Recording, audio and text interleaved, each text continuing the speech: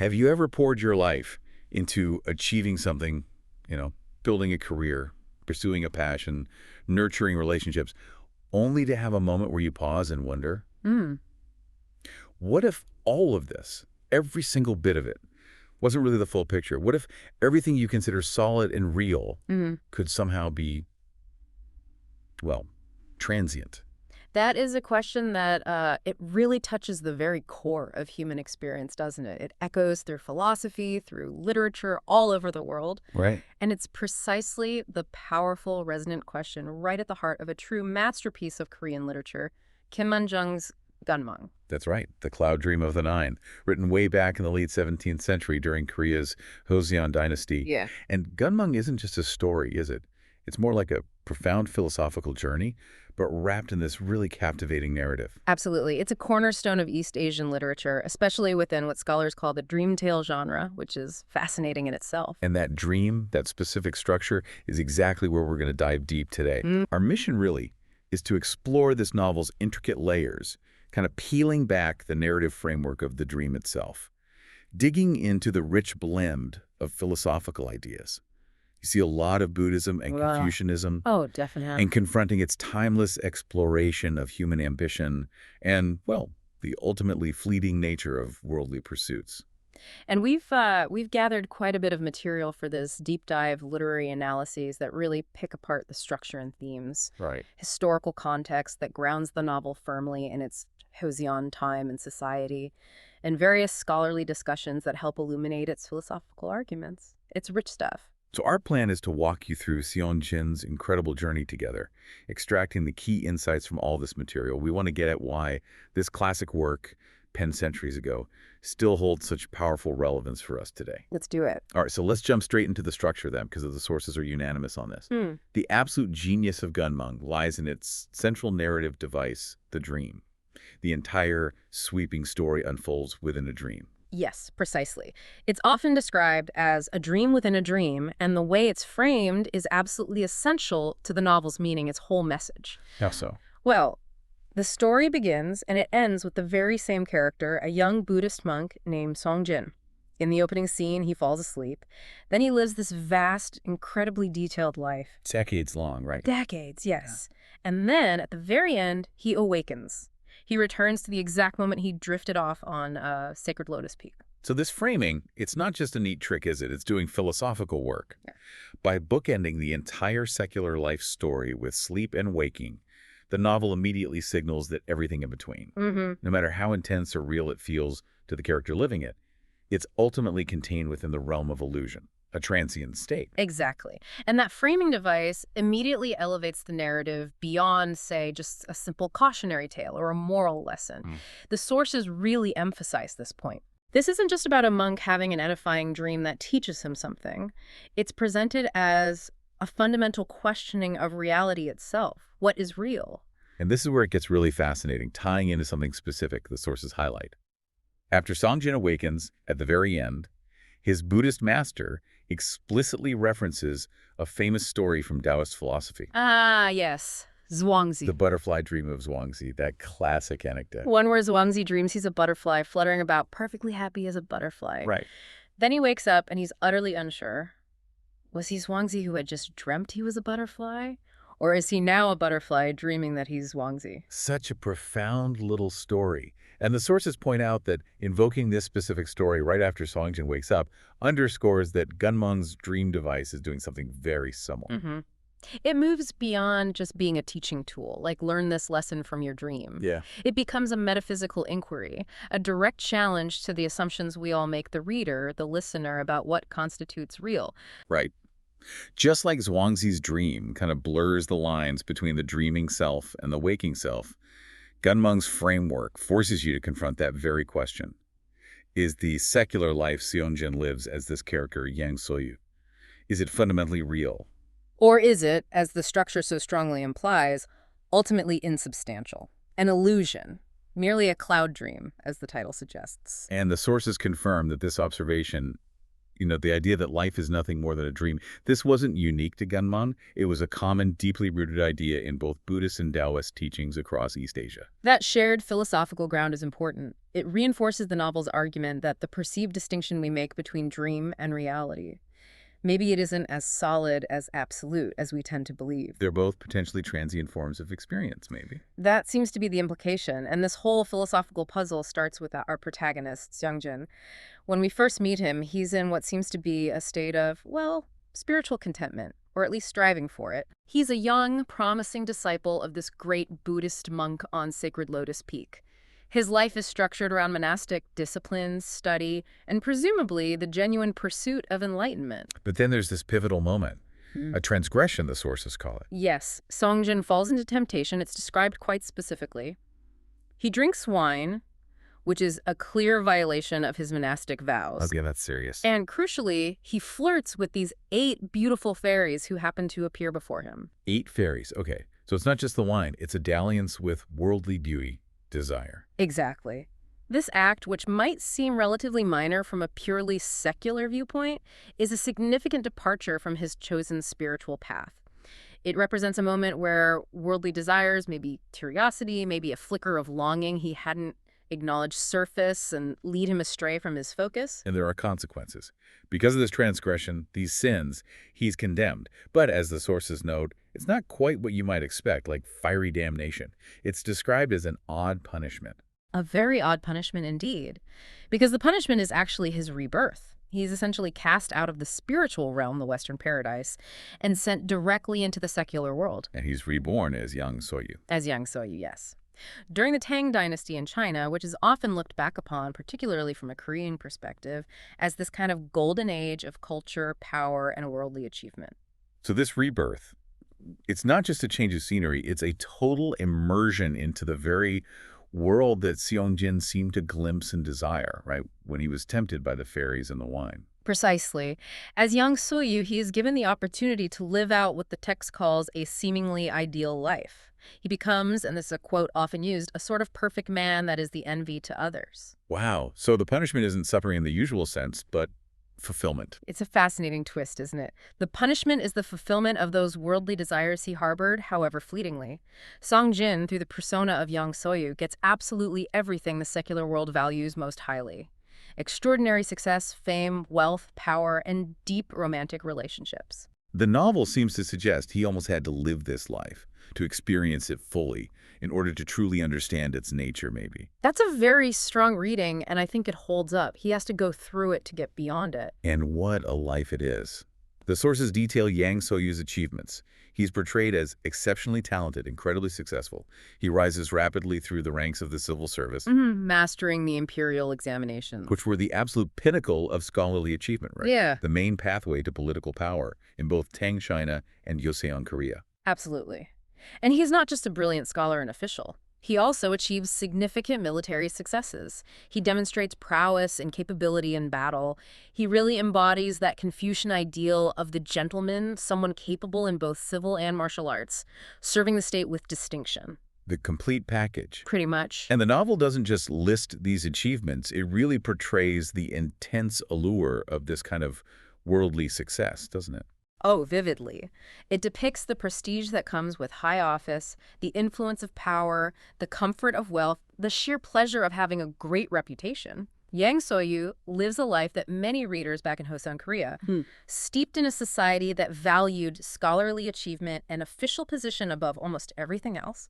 They would have recognized that life and perhaps deeply desired it themselves. He genuinely experiences being the envy of others because he embodies their highest aspirations. Yet, and this is the crucial part, the framing always reminds us, the readers, that this is all happening within a dream. Always lurking in the background. So while the novel lets us and Yang Soyu experience the attractions of this life in full glorious detail, the overarching structure is constantly hinting that it will eventually be revealed as superficial. Ephemeral. It allows you to experience the dizzying heights of worldly happiness and success right alongside the protagonist, but always with that knowledge that its foundation is, quite literally, a dream. It creates a unique kind of dramatic irony. And a huge part of this rich worldly life are his relationships.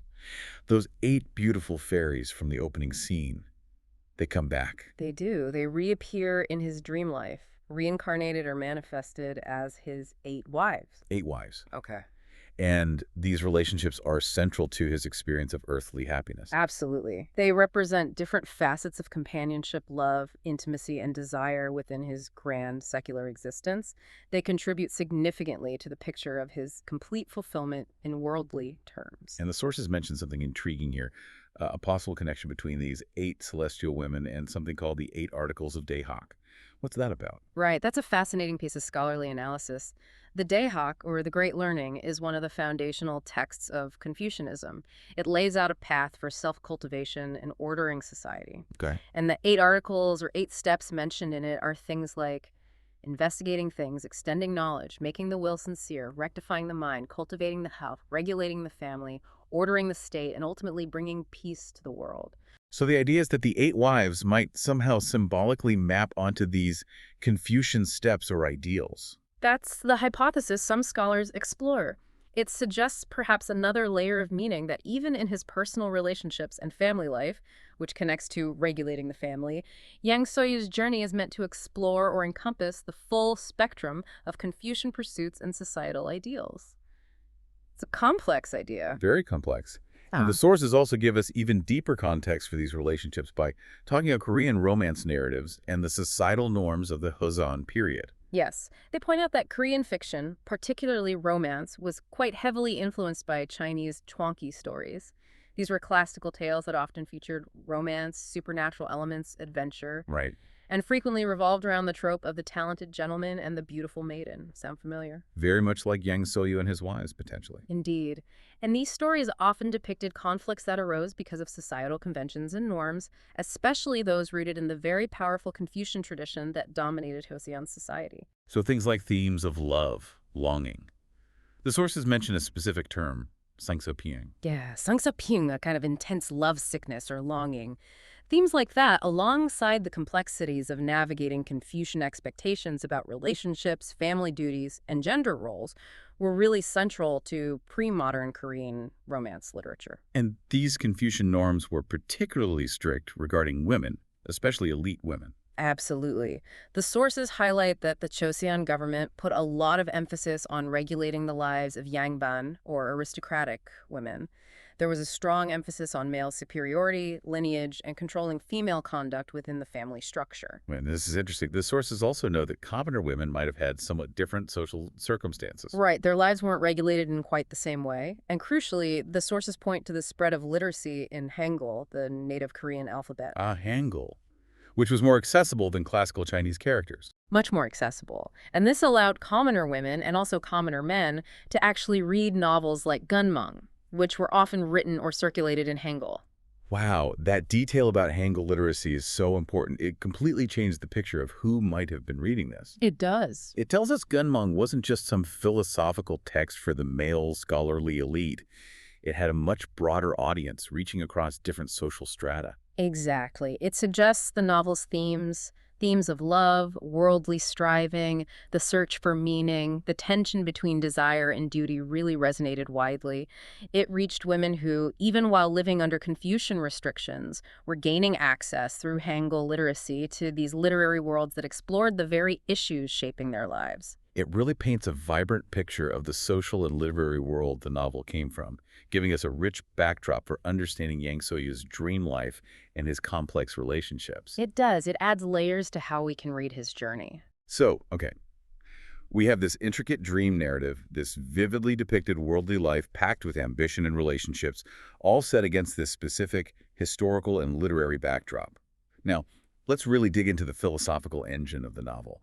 The sources make it clear this interplay of Buddhism, Confucianism, and maybe even Taoism is crucial to its deeper meaning. Yes, this is where the novel's profound message really comes into sharpest focus. And Buddhist principles are, I would argue, absolutely fundamental to Guunmong. The core concept that just permeates the entire narrative is impermanence. The Pali word is anicca. Right, impermanence. How does that specific Buddhist idea shape the story and its ultimate message? Well, the sources explain it clearly. From a Buddhist perspective, the primary source of human suffering, or dukkha, comes from attachment. specifically attachment to things that are inherently transient, things that don't last. Like worldly success, fame, wealth. Exactly. Even relationships, health, youth, the sense of self, all of these are seen as temporary conditioned phenomena. They arise, they exist for a time, and they cease.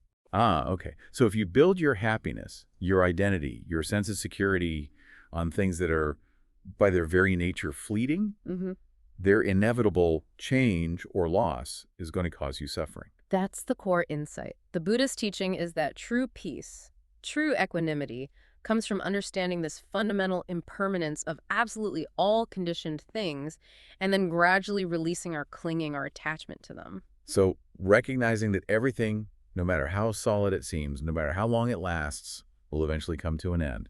That recognition is key to reducing suffering. It is, and the dream framework in Guunmong is just a perfect, brilliant metaphor for this exact principle.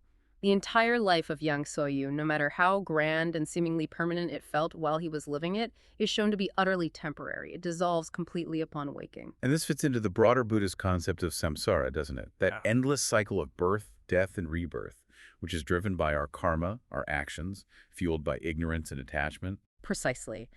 The novel strongly suggests that this incredibly detailed earthly life as Yang Soyu is just one transient form, one temporary experience within that vast repeating cycle of samsara. And ultimately, that single life is less significant than the overarching journey towards spiritual liberation, towards understanding the true nature of reality and escaping the cycle.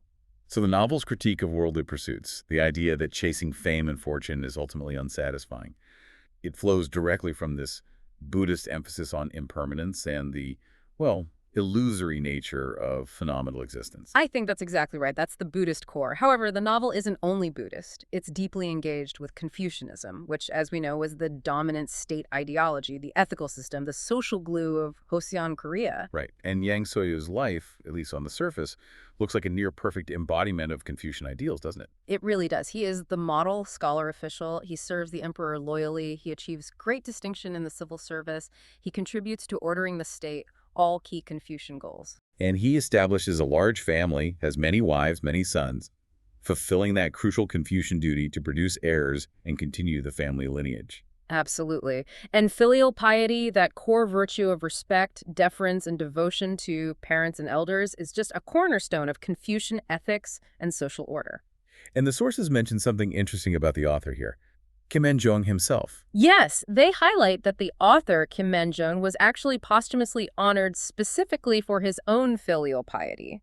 This suggests that this value wasn't just an abstract ideal for him. It held personal significance. And we see that reflected in his character. Yang Soyu, in his dream life, seems to fulfill these filial duties perfectly, embodying the virtue of the filial son, which is a key aspect of Confucian manhood at the time. He ticks all the Confucian boxes, essentially. So the novel presents this incredibly extensive, detailed picture of what you might call the ideal Confucian life: public service, family harmony, filial duty, scholarly achievement, the works.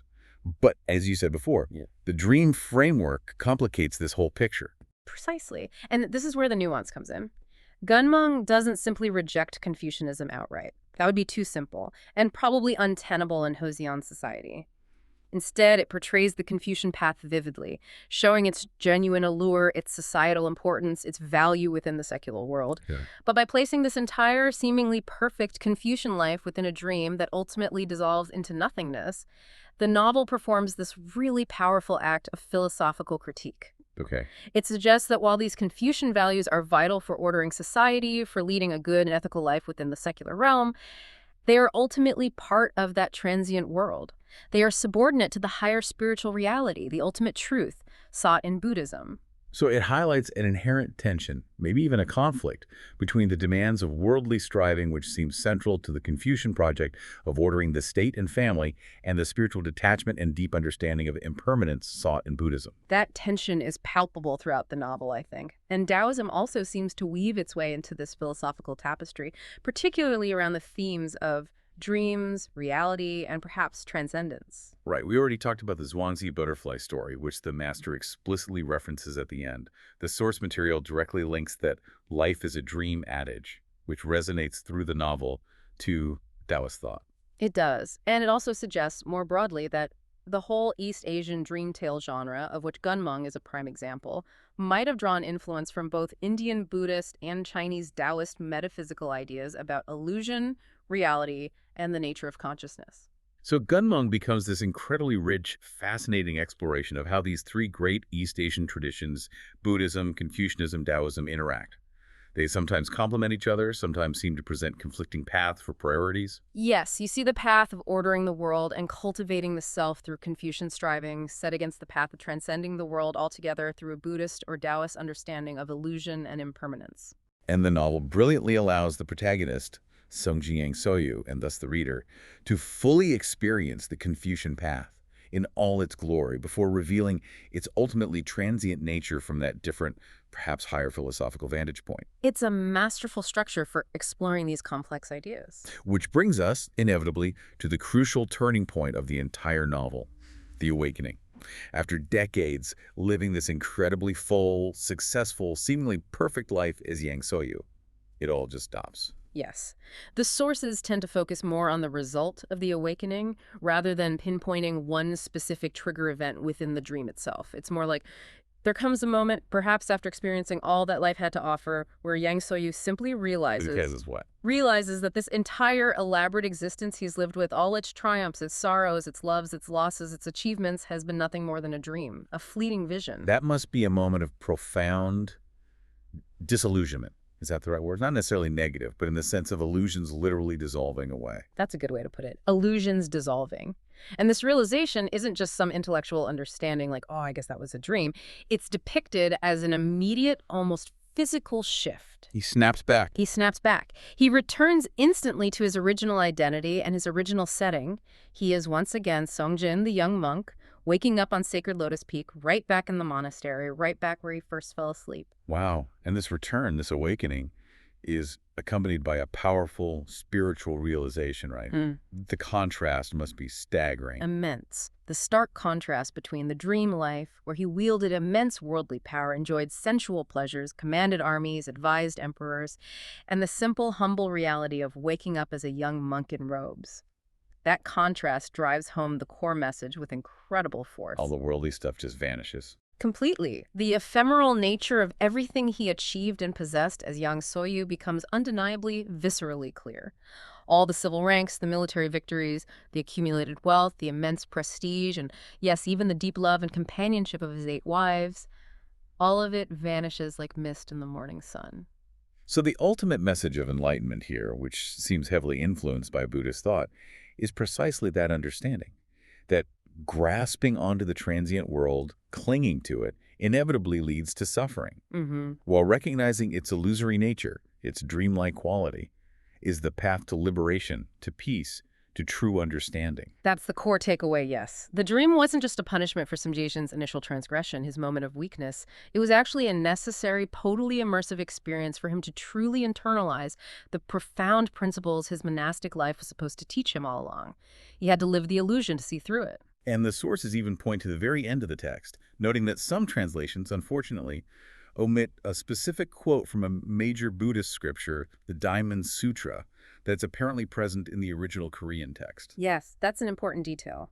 The inclusion of a direct quote from the Diamond Sutra, a foundational Mahayana text that speaks very directly to concepts like emptiness, sunyata, and the illusory nature of all phenomena, the idea that perceived reality is not ultimate reality powerfully reinforces the novel's ultimate Buddhist message. It seals the philosophical argument. It really is a masterful way to convey such a complex philosophical idea, not through lecture, but through direct narrative experience. And knowing a little bit about the author, Man-jung, adds yet another layer to our appreciation, doesn't it? It really does. The sources provide some key biographical details. Man-jung lived during a pretty turbulent political period in the Joseon dynasty. He personally experienced the ups and downs of factional politics, including periods of forced political exile. Right.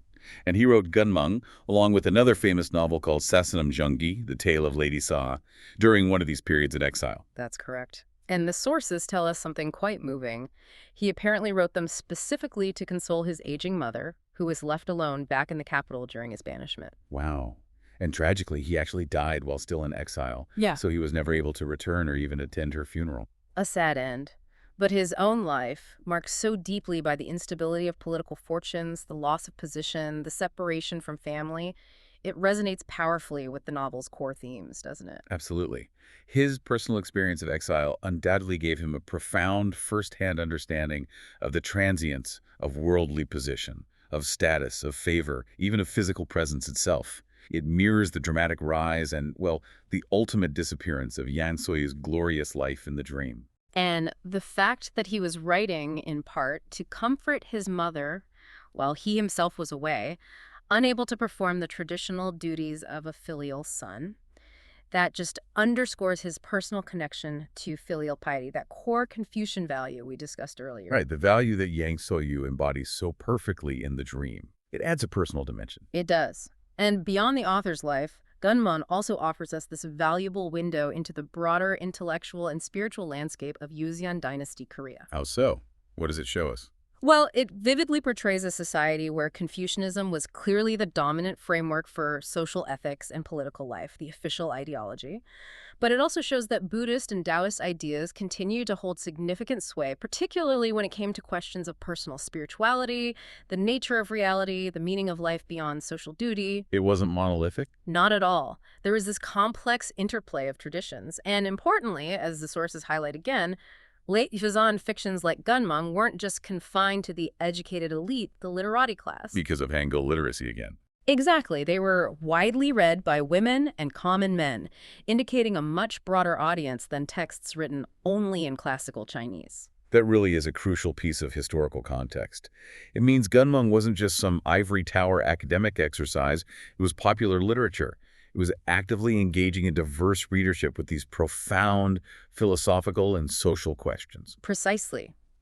By showing the complete arc, the intense pursuit of worldly success, followed by the revelation of its illusory nature through the dream, the novel functioned on multiple levels. It was social commentary on the values and ambitions prevalent in Joseon society, and it was also a direct philosophical inquiry into what constitutes a truly meaningful life, what ultimate reality might be. It allowed readers, maybe those navigating the strictures of Confucian society themselves, or just facing the universal uncertainties of life, to vicariously experience both the peak allure of worldly success and the potentially liberating perspective of Buddhist or Taoist detachment. A powerful combination. So, thinking about all this, centuries after it was written, why does Guunmong continue to capture readers? Why are we doing a deep dive on it today? What makes it endure?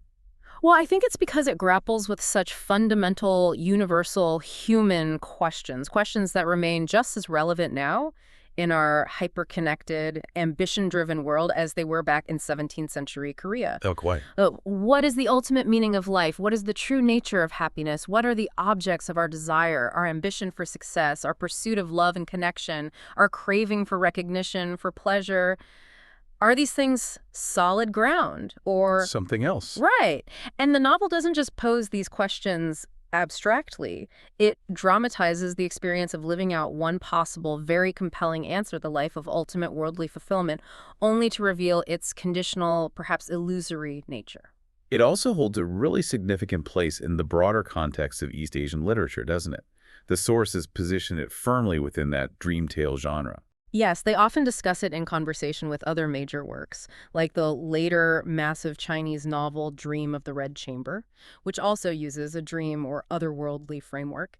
And its clear influence from earlier Chinese Chuanqi romance narratives highlights its participation in this vibrant, interconnected regional literary tradition. It wasn't created in a vacuum. And its legacy within Korean literature and culture specifically is just immense, right? It's a celebrated classic. Absolutely. A touchstone work. Generations of Koreans have read it, interpreted it, debated it. It continues to provoke thought about the choices we make, the values we prioritize, and the very nature of reality itself. Okay, so bringing this deep dive into Guunmong towards a close. Yeah. We've really journeyed through this incredible narrative structure, the dream framework, haven't we? Seeing how it functions not just as a clever story device, but as a profound philosophical statement, questioning reality. We traced Sungjin's initial fall from spiritual grace, his temptation, and then his immersive rebirth as young Soyu. We experienced, alongside him, a life that seemed to embody the absolute pinnacle of worldly ambition, fame, love, and success. A life that seemed utterly ideal. Yet was ultimately revealed to be fundamentally transient, dreamlike. And we've explored how the novel masterfully weaves together these different threads of thought, Buddhism, Confucianism, Taoism, creating this rich, sometimes tense dialogue about the paths humans pursue and the values we hold dear.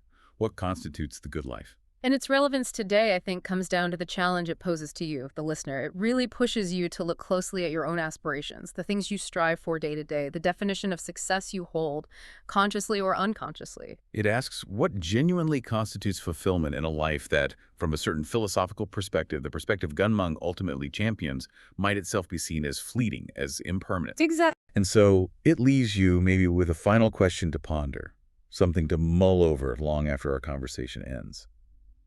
Given Songjin's dramatic experience, that ultimate shocking dissolution of his magnificent, detailed, decades-long life into nothing more than a fleeting vision upon waking, how do you distinguish, in the complex tapestry of your own life, between the pursuits, the ambitions, the attachments that build towards lasting understanding, towards genuine insight, and those that might ultimately prove to be just a cloud dream? A profound question, and one that Guunmong makes us confront. It certainly continues to resonate.